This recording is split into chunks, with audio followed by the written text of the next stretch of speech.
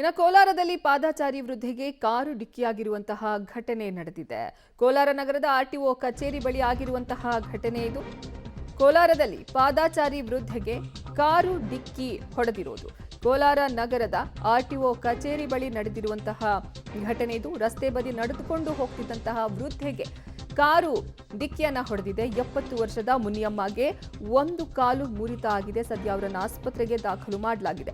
ಬುಡಾಧ್ಯಕ್ಷ ಮುನಿರಾಜು ಅಳಿಯ ಸಂತೋಷ್ನ ಕಾರು ಡಿಕ್ಕಿಯಾಗಿರೋದು. ಇನ್ನು ಸ್ಥಳಕ್ಕೆ ಬಂದಂತಹ ಪ್ರಾಧಿಕಾರದ ಅಧ್ಯಕ್ಷ ಮುನಿರಾಜುಗೆ ತರಾಟೆಗೆ ತೆಗೆದುಕೊಂಡಿದ್ದಾರೆ. ಸದ್ಯ ನೀವು ಗಮನಿಸ್ತಾ ಇದ್ದೀರಾ ದೃಶ್ಯಾವಳಿಗಳನ್ನ.